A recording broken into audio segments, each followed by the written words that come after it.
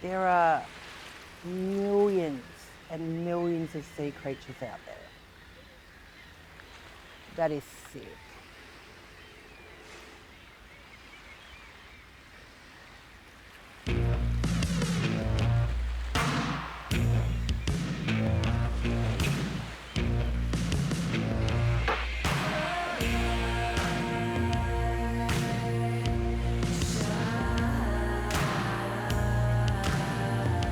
Hello, legends. Please smash your hands together and welcome to the stage me, Kirsty Webeck. Oh, yes. Hello. Thank you. You said hello back. I love that. Hello, welcome. Thank you so much for being here. Everything I need to say about sea creatures. Number one, it is about sea creatures. Right, it sounds intuitive. Right, some of you don't look surprised at all. You're like, yeah, we already knew that. The reason I'm telling you is I've been touring it around the country, and you would be amazed to know how many people have come up to me after a show and said, gee, Kirsty, the show really was about sea creatures. And I've been like, yeah, I don't know what more I could have done. Like, the show is called Everything I Need to Say About Sea Creatures. I'm a mermaid on the poster, surrounded by sea creatures. I wasn't keeping it a secret. It is about sea creatures, but there is an untruth in the title of the show because I haven't been able to cram everything I need to say about sea creatures into this show. Right, I thought I'd be able to do it. I haven't been able to do it. I had to put some stuff on the chopping block. Okay, so it's not everything. It's some cherry-picked things that I need to say about sea creatures because it is impossible to sell a 36-hour show. Like, very difficult. Most of you wouldn't be here. Some of you would be keen, and that would be alarming to me. You'd be the ones that scared me. It'd be very hard to get a venue on board as well, like just explaining to them that I need the place from Friday to Sunday. They'd be like, what do you mean? It's usually an hourly kind of thing. It'd create all manner of arguments as well, and I don't like arguments. I don't like arguments because I'm not good at them. Toxic personality trait there. Don't like anything I'm not good at. Horrible at arguments, right? The reason I'm not good at arguments is I can never remember the points that I have to support my side of the argument. So I'll be raging about something, I'll be so angry about it, and then when confronted and when asked about why I'm so passionate about it, all gone. I'll be like, I don't know, at 11 o'clock this morning I had 40 reasons, but right now I can't remember a single one of them, but I'm still angry and I still won't take the cat to a new vet. So it's a memory issue for me, and it's frustrating as well, right? It's frustrating when I can't remember my points to back up an argument because I can remember every single word to Gangster's Paradise that I memorised in September of 1995, but cannot get my points across when faced with a battle. Had a huge argument with my partner recently, all my fault. That doesn't leave the room. I have not admitted that at home yet, okay? But it was my fault. I went home and I did something that I very rarely do. I complained about a gig. Okay, I complained about work. Now, the reason I don't really do that is my partner is a cancer nurse. And I'm currently at work. She's out there, she's working long shifts, she's making difficult decisions, she's saving lives. She does not want to hear that my new joke went badly at my 10-minute shift. So I've come home, I'm in a terrible mood, and my partner goes to me, how was it? How was the show? And I was so annoyed that I couldn't disguise it. I go, it was horrible. One of the worst ones of my whole career, I hated it. And she's got a little twinkle in her eye, right? She's trying to lift my spirits, and she goes, it must have been a very difficult 10 minutes. And I said, it was 15. And then she doubled down. I couldn't believe it, right? She goes, yeah, it sounds like it would have been really hard for you. And I said, you know what it was? I said, I've got this 1-hour show on sale. It's touring the country. I don't have enough material for it yet. People are already buying tickets. Took some new jokes tonight to the show to test out. No one liked any of them. No one laughed. Couldn't resuscitate a single one. Like, trying to put it in terms she'd understand. And then she went in again. I couldn't believe it. She goes, yeah, it sounds like you would have been under a lot of pressure. And that's a bit that really wound me up. And I didn't know why at the time, but I think I do now in hindsight. And I think the reason is that I know that this job doesn't look very hard. Like, I know it actually looks pretty easy. And that's on me. I know that I make it look very easy. But that's because I'm an extraordinary talent. But it actually is a hard job. It's got a lot of challenges and it is high pressure.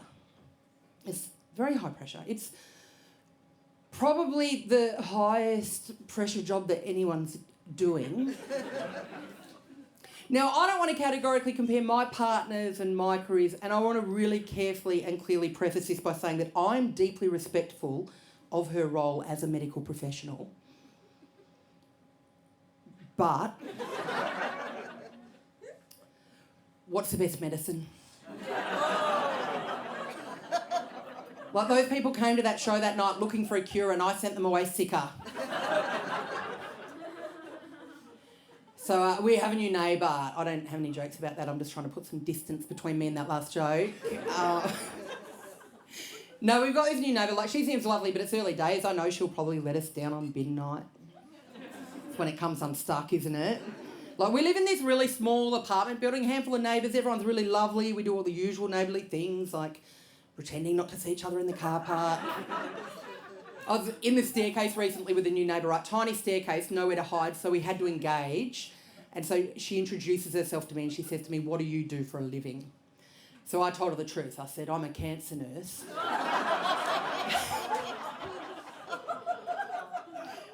I did not. I told her the real truth. I said, "I'm a comedian." And she goes, "Yeah, cool. You don't really have an accent." And I was like, "Okay." What? And then I thought maybe we were just exchanging sort of random observations. So I was like, "You don't really have a monobrow." She doesn't. But I was so lost because I was like, I've been in this conversation the whole time and I don't know how we've arrived at this point. And then after a little bit more back and forth, I realised that she thought I'd said, "I'm a Canadian." But I loved that she accepted that as a response to "What do you do for a living?" So she's essentially said to me, "How do you make your money?" And she's heard me go, "I'm a full-time Canadian." It is exhausting. Between all that maple syrup, the ice hockey, and denying I'm American, I am flat out. In fact, you won't see me around the building very much because I'm usually eating a boot. Can you imagine though, my partners are already livid that I'm a comedian. She would not tolerate me being a full-time Canadian. She'd be like, "Absolutely not. Put that puck down and get a job." So ran into the neighbour on my way to the dentist, right? Had a little dental event, suspected cracked tooth, okay, self-diagnosed, so I thought I'll hand it over to the experts. And just done in the usual way that the over 40s do things like that, like just inhaling too deeply. Probably a vigorous yawn, just right. It's windy in there. So I had to go to the dentist, and I'm not someone who's scared of the dentist. Like, I understand why people are, right, but I'm cool with it. Like, I don't mind going at all. Like, when needed. Like, I'm not going recreationally. But I don't mind. Like, just so you know where I'm at in the scale, like, I'd place sort of going to the dentist under Tokyo Disney, but above getting a colonoscopy. Like, just in that sort of sweet spot right there. So I've got this suspected cracked tooth, a lot of pain, right? So I call the clinic to make an appointment, real problem solver, and I take the receptionist through what's going on. And I go, "I think I've cracked my tooth, can't eat, can't drink, can't sleep, excruciating pain." And she recaps to show me that she'd been actively listening, and she had, great job, didn't miss a thing. She goes, "So Kirsty, you think you cracked your tooth, you can't eat, you can't sleep, you can't drink, excruciating pain. I'm just trying to work out what length of appointment you might require. Do you want the dentist to fix the tooth, or do you just want him to have a look at it?" I was like, who are these people who are going to the dentist for validation? Like, can't eat, can't sleep, can't drink. I know what'll fix it. A bit of show and tell. Like, I just get in there and I get in the chair and the dentist has a peek inside and he's like, "Oh, yeah, ow. Yeah, that is a bad... You're right. Yes, that is a bad crack. That would be excruciating. Ooh, Anyway, thanks so much for coming in today. $400. I said to her, I would love the dentist to fix the tooth if that's not too much trouble. So she gave me the right length of appointment. Go in, see the dentist, fixes the tooth. Beautiful. On my way out, I pass the reception desk and she hands me a bill. Right, I grab it and I head for the door. And she calls me back and she's got a puzzled look on her face, just sort of pointing at the bill. And I was like, oh, did you want me to pay it? I thought you just wanted me to have a look at it. Like, ugh. That is a bad one, Carol. Yuck. Anyway, thanks for the appointment.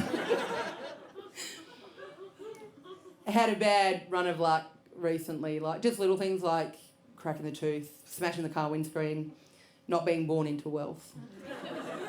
It's the one that's really been getting me down. Like, how am I in the 20% of people not fathered by Elon Musk? What's going on there?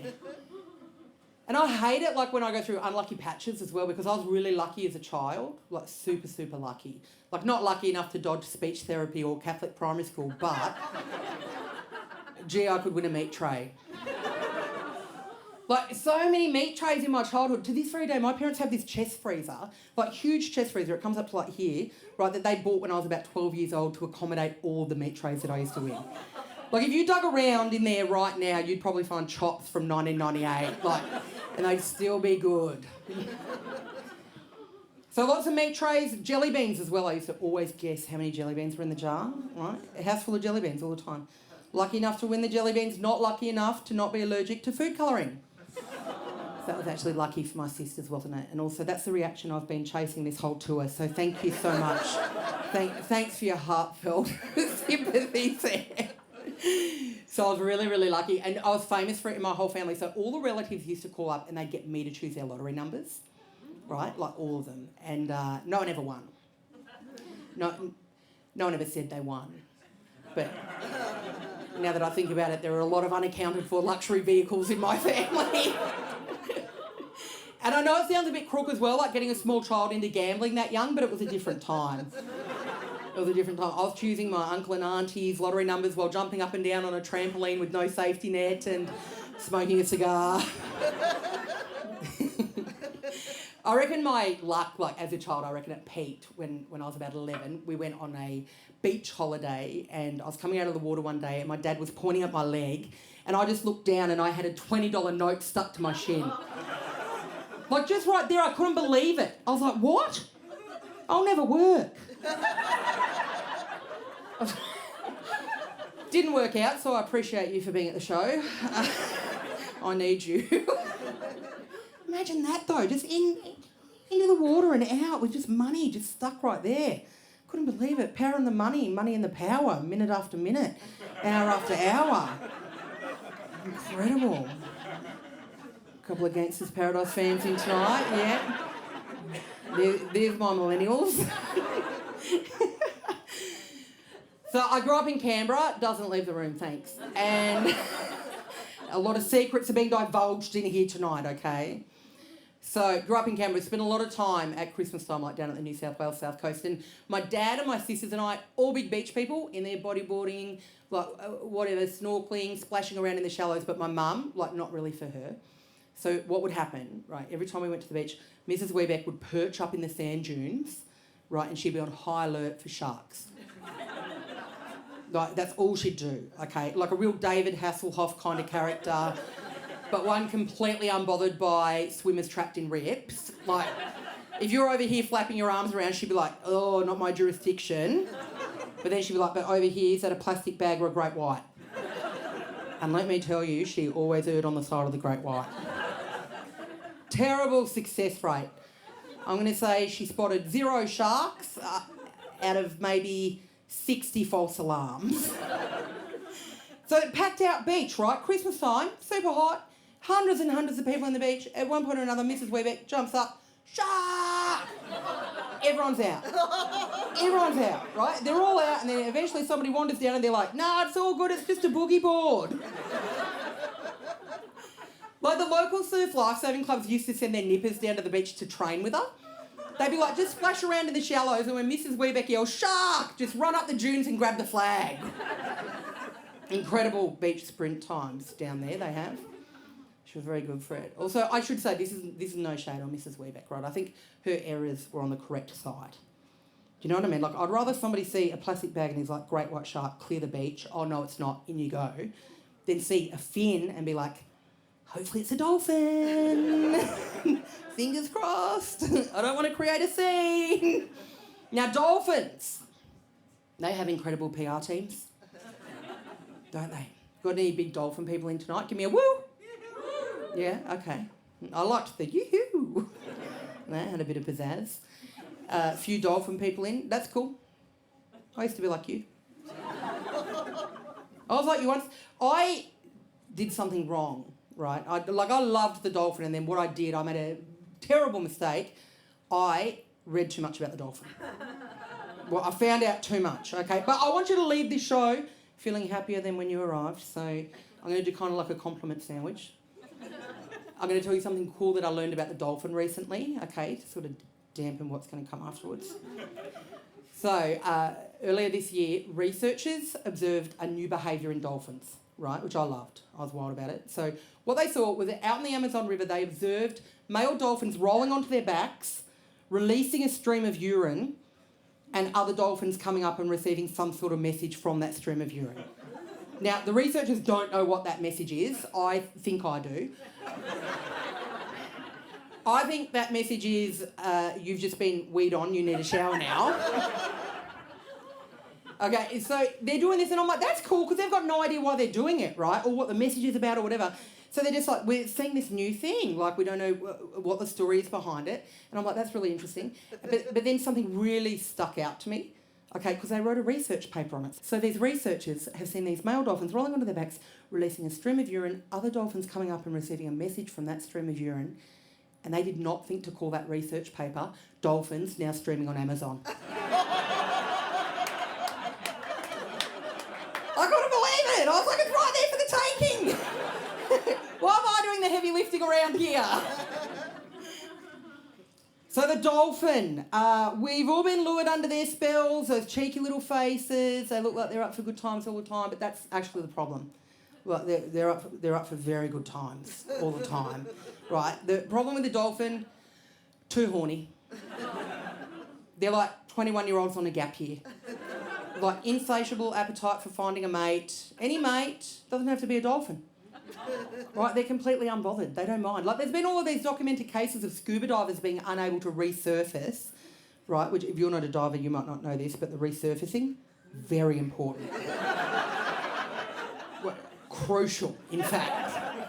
So these scuba divers have been unable to resurface because dolphins have held them under in the hopes that they'll Netflix and chill. Right, and no scuba divers have ever fallen for it because they know it's impossible to have Netflix that deep down. But they're out there, they're doing this. And to further exemplify how they're hedonistic party animals, they also attack pufferfish, which in turn makes the pufferfish release their neurotoxins, and the dolphins get high off those neurotoxins. They're the party boy Corey of the underwater community. They're out there, they're partying, right? And I respect the pufferfish bit. I respect it, right? They're like, we're up for it, we want to have a good time. You know, being underwater sea creatures, they'll never know the delights of a goon bag and an apple bong on the school oval. So they've had to improvise. They've gone out there and they've found nature's nangs. So, knowing all of this, knowing about exactly how horny the dolphin is, as someone who's out in the water a lot, right, I'm out there heaps. Like, I live down by the bay. I'm out there all the time. Port Phillip Bay. Ugh. I'm out there constantly.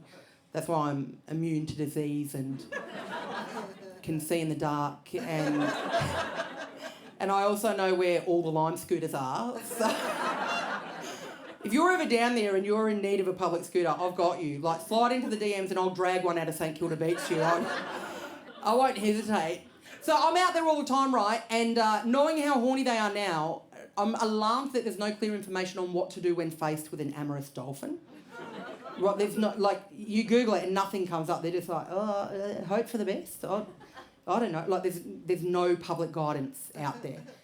And, like, having said that, like, I've been out in the water a lot with a lot of dolphins. Like I've seen heaps of dolphins over the years out in the water, like while I've been bodyboarding and stuff. They've come in and they've been surfing in the waves and things. And like I've seen them in Port Phillip Bay many times, like really, really up close. And now that I know exactly how horny they are, it's actually impossible to not be a little bit offended.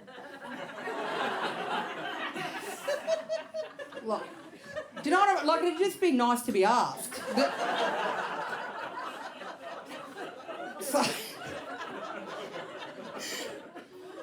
So there's no advice on what to do. Should, in the future, I be asked. That's the worrying bit. But I'll tell you what there is loads of information on. There's loads of information on what to do when approached by a shark. Okay, and I know this because my algorithm is destroyed by my love of sea creatures, right? And also, if your phones aren't on airplane mode, I've got bad news for you. Yours are also destroyed, okay? That's punishment for being at the show. So what happens, and this will happen to you now, what happens is that every time I open Instagram or TikTok, right, immediately just divers, underwater sea creatures for days, right? So what I'm getting at the moment is a scuba diver down on the ocean floor doing whatever they do, like looking at a pearl. And is it down there peeking around, and then a large shark approaches, right? And a voiceover comes on, and it goes, if you're in the water and you're approached by a shark, don't worry. All you have to do is gently extend your hand, like just gently pop it on the shark's nose, and just go, no thanks. Like, not for me, not today. And that shark will be like, yeah, righto. And it'll be happy to be guided away. Right, tiger sharks, great white sharks, like you name it, it works for them. Just no thanks. And I just love the idea that any of us would be present of mind enough in that moment when approached by a great white shark to be like, oh my God, I'm about to panic. No, wait, what did they say on the TikTok? No thanks. Not for me. Like, I love that. Because I don't think I am overly scared of sharks, right? But I still know that I wouldn't just be like, march on, little guy, no chance. And also, like, I'm incredibly arachnophobic, okay? Like, just to change gears. I know that's not about sharks, and I've got to tell you that because someone told me that recently while I was up here. I said I'm arachnophobic, and they go, that's about spiders. Yep. We're moving on. So I'm really arachnophobic, to the point where I thought we all were. Because I'm so scared of them. I'm like, they're so terrifying and evil and out to get us all that we're all scared, right? And then I found out that most people aren't, because you've all got rational minds. You're like, I've got a size advantage. I'm wearing big boots. I've got a glass and a piece of paper. I've got a massive can of Mortine for backup. Like, you guys are all like, I'm pretty sure that I can outwit, outlast, out-survive this spider, whereas I'm like, no, it's going to get me, right? So immensely arachnophobic to the point where when I was a teenager, best mate got her P's. Best day of my life, right? Because you get all the freedom without the responsibility, right? So she ferried us around town all the time, and it was the best, and lifts to and from school, proper grown-up stuff. So one day we're driving out of the school car park, 10 kilometres an hour, coming up to a give way sign. Okay, my mate's driving the car, I'm in the passenger seat, mate's behind me, I pull the visor down. Yeah, correct. The biggest spider ever. Like, just the largest one that ever lived, right there on the visor, couldn't believe it, thought it was CGI. I was like, that cannot be real. Like, I couldn't believe that the visor was supporting its weight. I was like, what a marvel of engineering. So I see this, obviously I'm panic-stricken, right? And I have this second of clarity. I'm about to scream, and then I have this moment where I'm like, no, wait, my mate who's driving the car, I'm like, she's the only person I know who is as arachnophobic as me. So I go, if I alert her to this spider, she will crash the car and kill us all in the school car park at 10 kilometres an hour. At worst, we would have just hit the gutter and rolled backwards.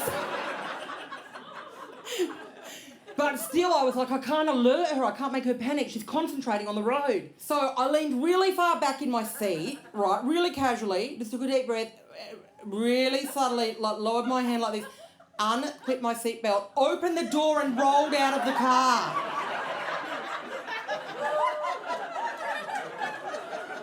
so arachnophobic that I was like, it's the only option.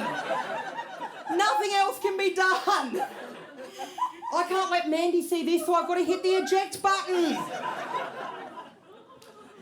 She was visibly upset. She didn't love it. She slammed on the brakes. No, she didn't. She was doing 10 kilometres an hour. She very gently pressed on the brakes. She came running around the back of the car. She was yelling at me. Like, she was so angry. It was completely fair enough. Because I was a bit of a practical joker, and I think she thought I was trying to be funny in the school car park. Like, I'd just gone full jackass right there on the way home. And so she's come running around yelling at me, right? And I'm pinned in between the car and the gutter. Just like proper pinned. She's screaming at me, and I just point my finger up like this, and she has a peek inside the car at the visor, and she goes, "Yeah, fair enough, you had no choice." Absolutely. It's rolled out of a moving vehicle. That is hardcore. And that's why I love all the advice on what to do, like when faced with a terrifying situation. Like, they have advice on what to do for certain breeds of dogs as well. Like, you know, any of the breeds of dogs that, like, lock their jaws when they bite you? So, like the pit bull, for example, right? So they go, like, if a pit bull's latched on and it's locked its jaw, they're like, don't worry. Like, don't worry, just take a deep breath, because all you have to do is choose a finger. And when you get the right angle and the right opportunity, just in the bum, and it will release its jaw. So that one's multifaceted. Because you've got to be present of mind to remember it, but you've also got to be willing. Like, you can have that information and still just be like, nah. The dog can have my leg. I'm not going in. I can't do it. So I'm talking about this at a show a little while ago. And when I go, all you got to do is choose a finger and wait for the right opportunity and go in to the bum. This legend down in the front row goes, "It doesn't work."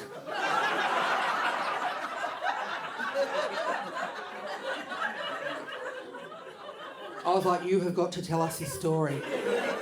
And he did, thankfully. What a gift, he did. So he tells his story. He's at this show with his wife, and they both tell this story. So he and his wife are at the park with their dog, right? So they've got like a little cavoodle. Their dog's fine. Okay, it's the first thing I asked. So they're at the park. A larger dog latched onto their dog, okay, and locked on. So his wife is trying to get the larger dog off their dog.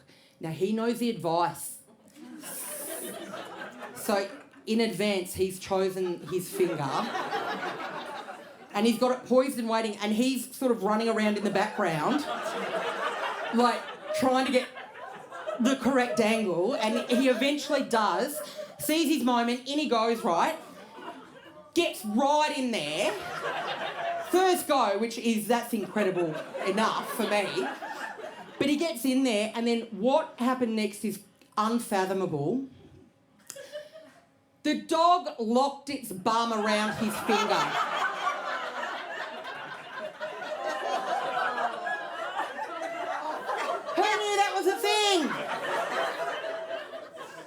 Like, unbelievable strength on that sphincter.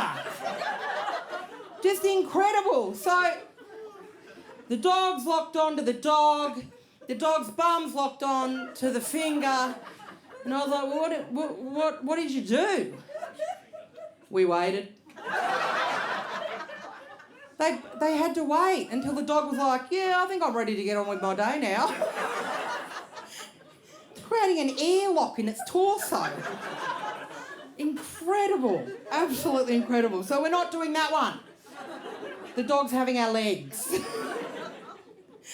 They've got advice on what to do when faced with a bear. This is one of my personal favourite ones. Okay, now you won't know this one. I know it because they taught it to us in primary school back home in Canada.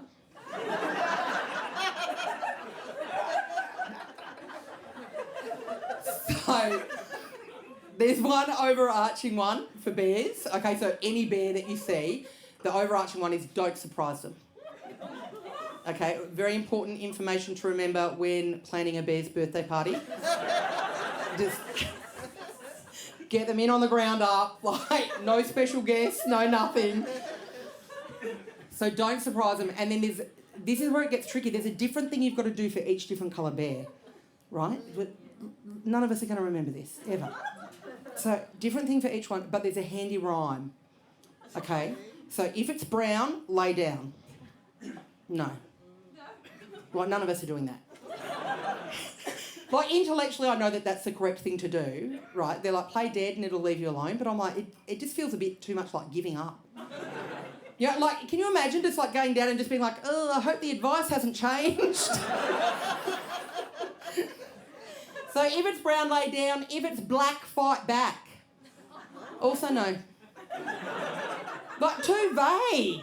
It's too vague. How are we fighting? Is it like we just both just go at it? Like, does the bear know? Like, be fair about this bear. It's just fists. Like, are we picking up a weapon? Are we jumping on its back? Are they particularly susceptible to karate moves? Like, I need more information about that one. And then final one. If it's white, say goodnight.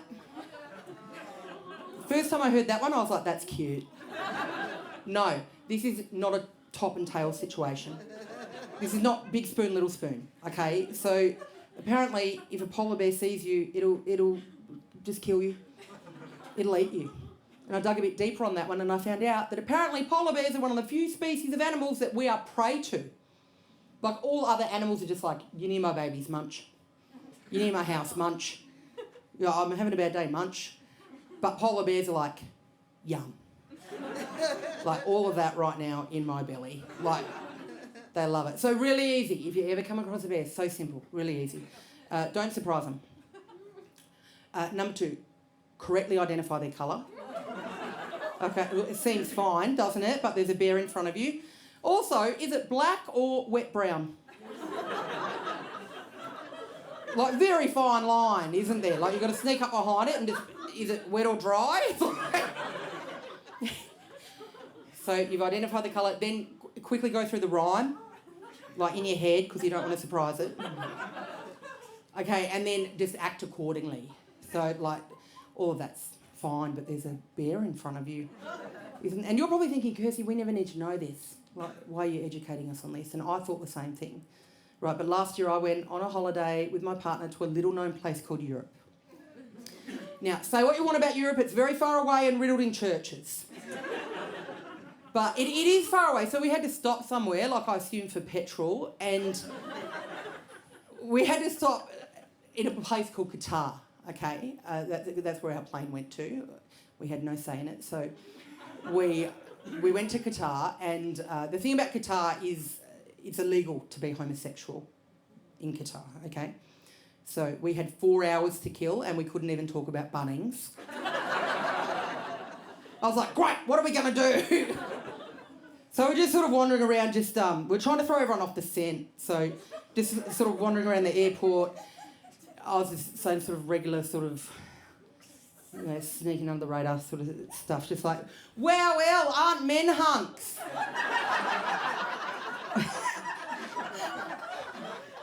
Who's your favourite Hemsworth? Yeah, I like them all too. Like, just regular things like this. So we managed to sneak through completely undetected. And on this trip, we went to Croatia. Now, something I really love about us Australians is how far we travel and how much money we pay to go to beaches that are worse than ours.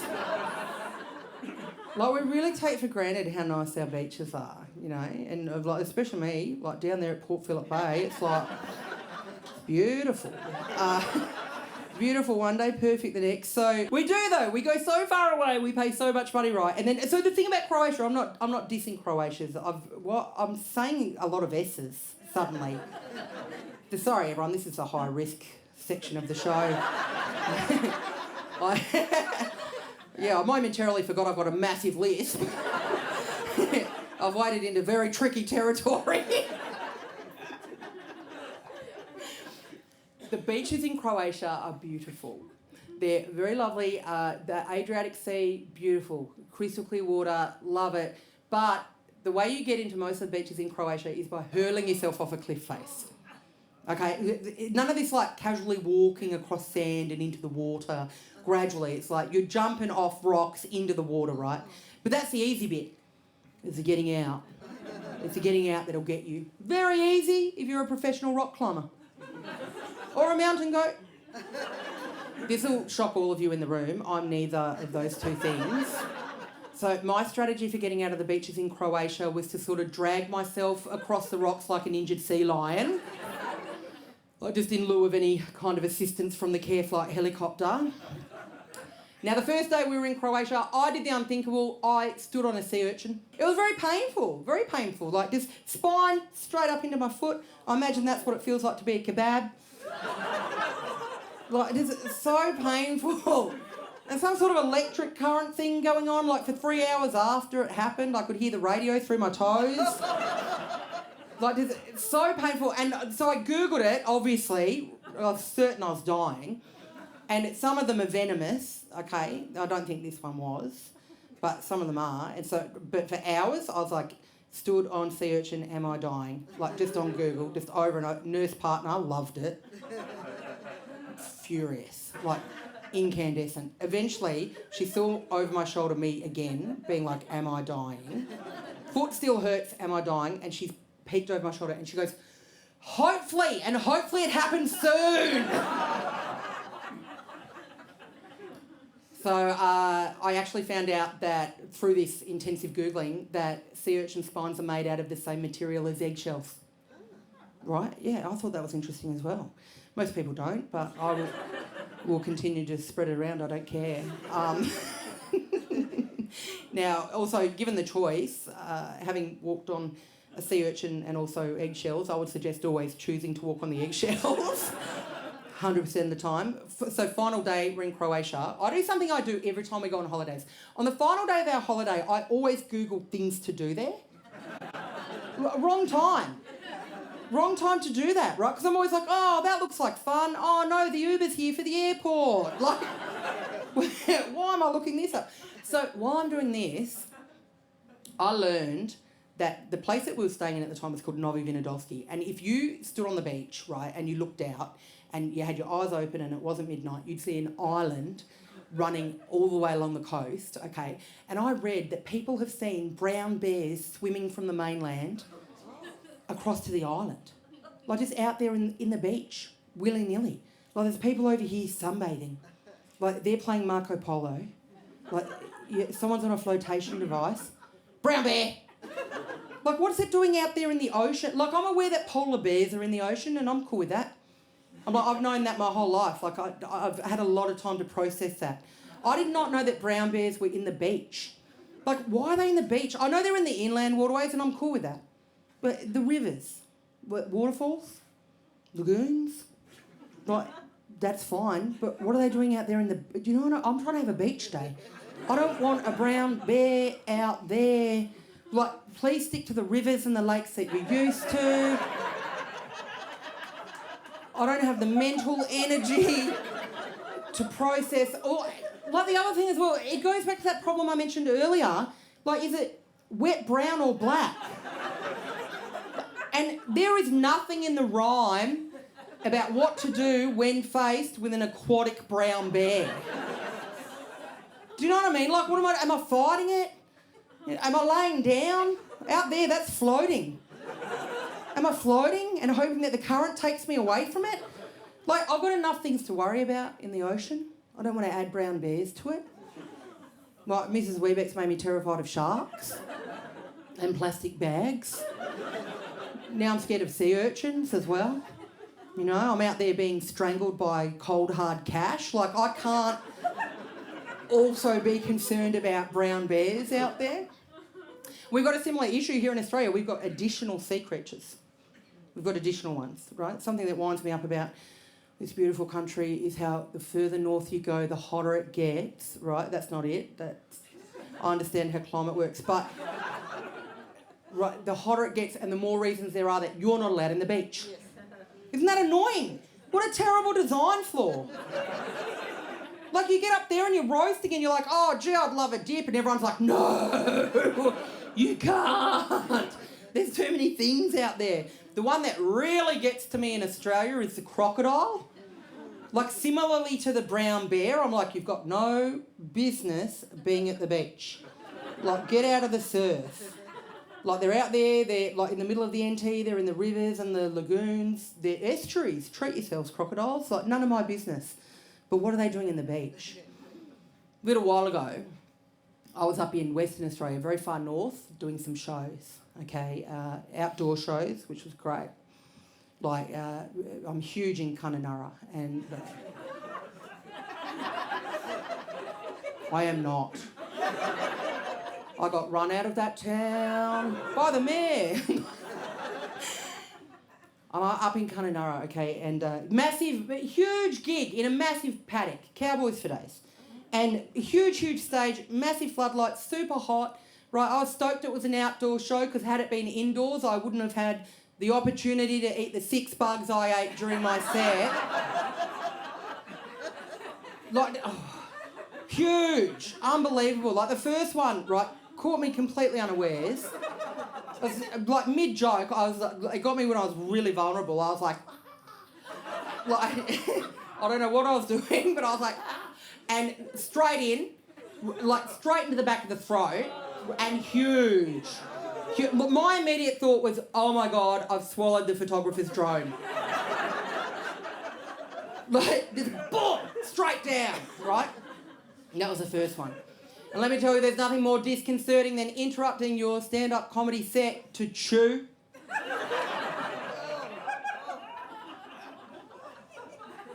I know what you're thinking. Why didn't you spit them out, Kirsty? I'm operating on an ignorance is bliss model here. And if it's gone in, I don't want to know what it was. It is going all the way in. Like, I'm not spitting it out. I don't want to give it the opportunity to look me in the eye. So I'm chewing these things up.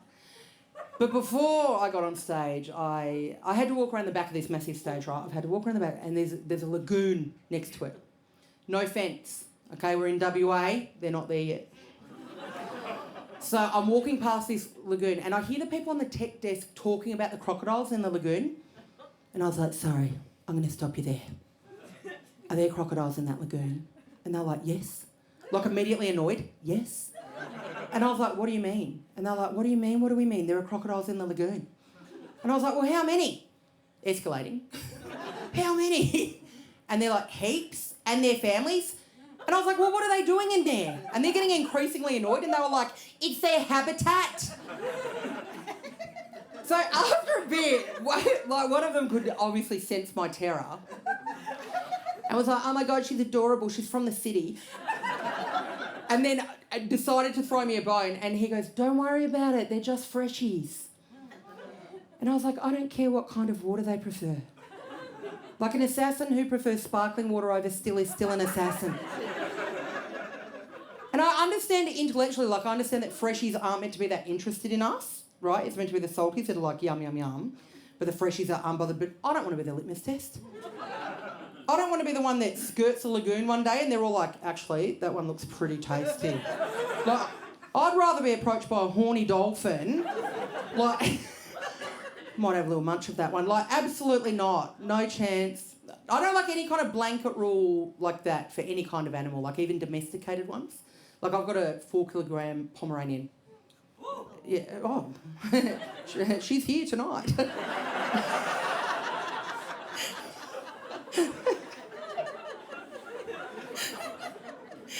Got this 4-kilogram Pomeranian, beautiful, right? Loves children, has never harmed a child, but I would not leave her in charge at a daycare centre. No, I simply wouldn't do it. So anyway, the crocodiles are winding me up, but something that I enjoy being in the water, okay, something that I'll permit is the whale. Okay, yeah, all right, the vibe in here is electric. We've got some big whale people in here today. Beautiful, excellent. Let's do it proper. Give me a cheer, give me a woo if you love whales. Yeah, okay, I knew it. I knew you were holding back. We love whales. They're beautiful. I plan my national tour every year around whale watching season. I do, it's true. I just follow them up and down the coast, just peeking at them. That's it. I love them so much that I love it when you can just see their puff of air. I love that. My partner's livid every time. I'm like, look, there's one, and she's like, it's the puff of air. It's not an actual whale. There's one under there though, and that's enough for me. Like, just knowing they're out there, that's enough for me. That's how much I love them. So Last year, day off in Queensland, went out on a whale watching cruise. Now, I need to tell you some information first. Okay, I'm not the captain of a boat. I don't even have a boat licence. Okay, now the reason I need you to know that is I know how I look. I know I have big boat licence energy. But I don't have one. No boat licence right here. But if I were the captain of a boat, if I had a boat licence, on this particular whale watching cruise I went out on, I would have interpreted the wind speeds differently. It was harrowing. Okay, I've been on so many of these boat rides, so many of them, and this one was something special. Like 10 minutes into this whale watching cruise, we were all at the point where we were holding hands with strangers. Like I was trying to remember, I was like digging back into St. Jude's Primary School, I was trying to remember some words to some hymns. I was like, maybe I could get some kind of liturgical dance going to just soothe all of the anxious minds on the deck. Everyone was panic-stricken. I watched a woman break the grip with her complete stranger of a neighbour to eat 4 Valium. Right, she put them in the palm of her hand like this and shot them into the back of her throat. Like the bug up in Kununurra, just... I was like, that's alarming. She could have given me 2. Okay, so she's there. Everyone else is being sick. She's slipping in and out of consciousness. Right, and like absolutely harrowing. Like we thought the boat was going to capsize. That's how bad it was. Like it was terrible. There was just a pod of horny dolphins nearby, just going. If just one falls overboard, just one. So the whole thing's terrifying, right? All the sick bags have been put to use, and a little bit into this, I think the captain must know. I think I'll turn around, I'll have a peek at him. I imagine kind of like making eye contact with him and kind of giving him the like, let's turn this around, shall we? You know, just giving him like the eyes, like, let's wrap this up. But I turn around and I look up, I look up into his little house, and it's not what it's called. No boat licence. And he's up there and he's like probably in his mid to late 20s and he is air lassoing. He's having the time of his life. He was like, woo! I was like, oh no, we're doomed. Like, we're going to die out here. He's having so much fun. About 2 minutes after this, he gets on the PA and he goes, hey everyone, we are having so much fun and we are seeing so many whales that we've decided to stay out here for another hour for free. And the whole boat were like, what? He goes, why would we go in now? And I was like, I don't know, Captain James. Maybe because everyone's being sick, a woman's overdosed on Valium, and everyone on the top deck is dead. So we stay out there, we're trying to make the best of a bad situation. He was right, there were whales for days. But we couldn't enjoy them because we were fighting for our lives. Right, but they were everywhere. And so a little bit later, like we're all trying to, keep our spirits high. And the onboard whale expert got on the PA, right? Sorry, the other onboard whale expert got on the PA. She was being paid, I was a volunteer. She got on the PA and she goes, hey everyone, if you look starboard, sorry, that's sort of boat stuff, I'm studying for the licence. If you look starboard, you'll see a mother whale and her calf, which is true, she wasn't lying, they were there. And she goes, that calf is 9 days old. And everyone was like, wow. But not me, because I was sus on it. I was like, 9 days is pretty specific. I was like, 9 days, hey? Like, 9 days, how would she know that? Like, is she moonlighting as a whale doula? Like, did she see that little calf and go, yeah, I remember helping deliver that one last Tuesday? Like, she got a glimpse of its little hospital bangle? Like, yeah, I know, yeah, that's 9 days old. I was like, as if, come on, Julie, give me a break. The cool thing about that little calf, right? Well, it was tiny. It was like, tiny for a whale, huge for a human baby. It wouldn't work, but tiny baby whale, right? Allegedly, it had been on the planet for just over a week, and it was already breaching. Already breaching. I was like, 9 days old. 9 days old allegedly, but whatever. Let's say 8 to 10 days old. And already aquaparkouring, I was like, that's amazing. My best friend's got a 2-year-old, right? Every time she tries to eat, just everywhere. Like, can barely stay upright, constantly tumbling around. This tiny baby whale calf, already an Olympic gymnast. Like, that was amazing. So anyway, the onboard whale midwife got back on the PA and she told us something about whales that I didn't know. She found a gap in my knowledge, right? It's more shocked than you. And she gets on the PA and she told us that mother whales, they release their milk into the water, right? And it's denser than the water, so it just loiters around and the babies just come up and eat it while she just gets on with her day. Right? Like, isn't that handy? Like, she's just out there hanging out with her mates, like, whatever. That doesn't matter. Chores, whatever. She'll do it. It doesn't matter. She doesn't need to be attached to the baby. Right? Now, I told my friend, who is currently breastfeeding, don't. If you know anyone in the breastfeeding community, just keep this information to yourself.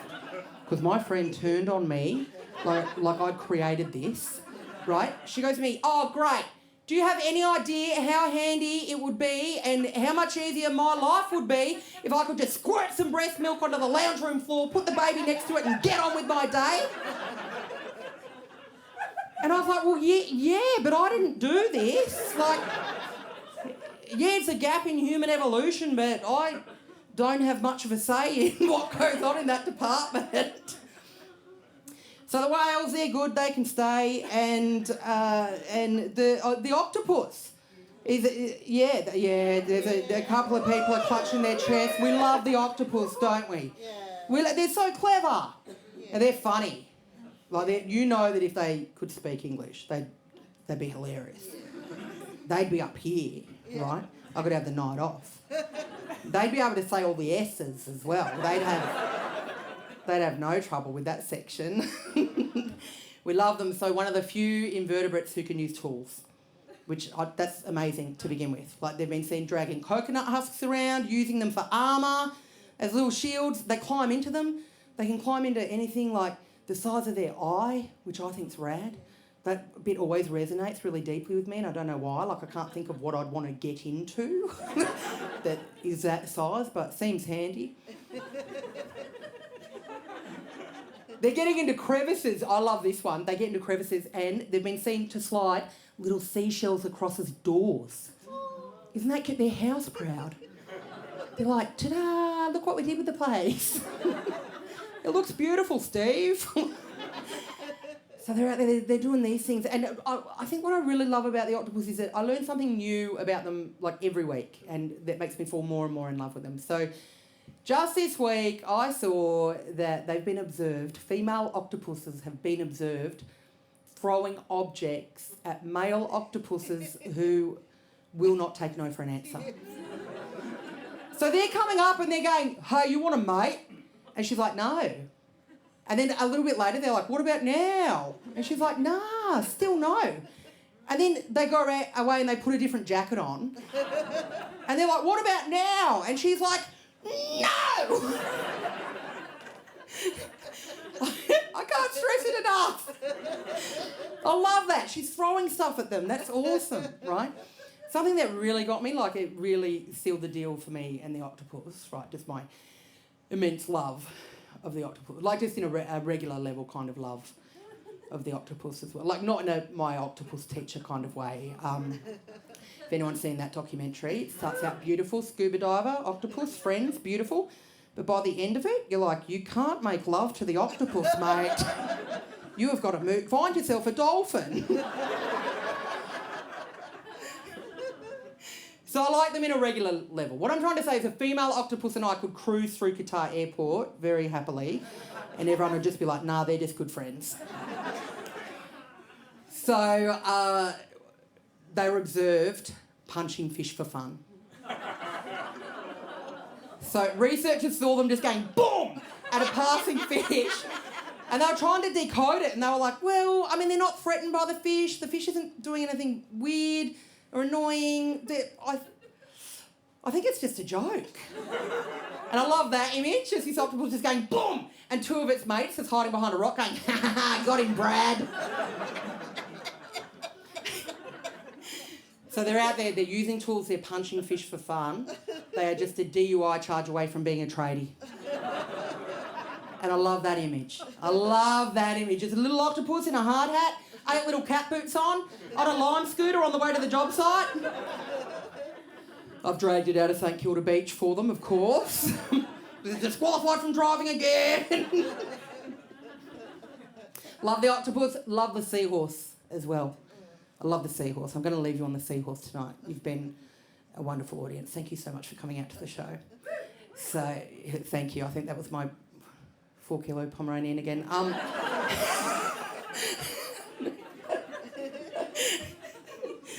Love the seahorse. Something I love, okay, this is what made me fall in love with the seahorse, is they are an underwater sea creature and also an underdog.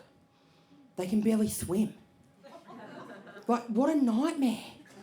Like, imagine that. Imagine, like, just being born into this body that has to live in the ocean and then finding out that you can't really survive out there.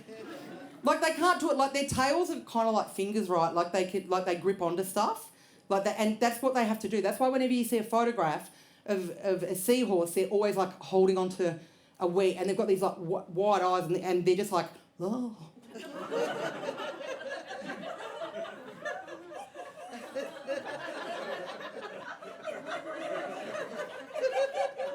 Hope the current doesn't change. Like, just absolutely terrified, right? If they let go of this thing, they're doomed. They've got to drift until they find something else to hold on to. Like, absolutely harrowing. So they're out there, they're doing that right, but also their mating ritual, adorable. They link tails, they dance around each other, and they change colours while they're doing it. Isn't that it's so cute. It's a ritual I've also seen performed many times at Sydney Gay and Lesbian Mardi Gras. Truly magical stuff. So while they're mating, the female seahorse puts the eggs into a pouch on the front of the male seahorse. He fertilises them and then he carries them to term. Right, amazing. What a feminist ally. Finally. There's not been one documented case of a male seahorse referring to this process as babysitting. He knows it's equal responsibility. So anyway, I made a mistake with the seahorse, like I did with the dolphin, okay? I was like, they're amazing. Feminist allies, beautiful, what legends. And then I read too much. So I found out what happens is the male seahorse, when the babies are ready to be babies, okay, he performs what I can only assume is a vertical tribute to the worm, where obviously he's holding on to something for dear life. He's like, oh. He's multitasking, unheard of, and he's like rocking back and forth like this, right? This is a hell of a way to end a show, by the way, like this. And he's spitting the babies, right, out of the pouch, like, as he's rocking back and forth. And then they're all out there, tiny seahorse babies, right, helpless because they're tiny, right, also double helpless because they're seahorses and can't swim. Right, 2 reasons they can't swim, babies, and also can't swim. Like, terrible situation. Nothing out there has less odds of being able to swim than these little guys. Maybe a rock, until an octopus picks it up and throws it at a male octopus. So anyway, they're out there, they're hovering around. Adorable, I can only imagine they're adorable. And then he goes. He just leaves. He's like, well, my work here is done. He's like, they'll be all right, surely. Like, what an intense way of getting out of parent-teacher interviews. Like, he's just like, but also he doesn't go far. He just goes like, because he has to basically go to the neighbouring weed. He just hides in the weeds. He's just like, ugh. Just like hiding away from them. So anyway, all these baby seahorses are just there, all innocent, and have no idea what to do. They're just like, where's Dad gone? Where's our dad? They say I've got to learn, but nobody's here to teach me. If they can't understand it, how can they reach me?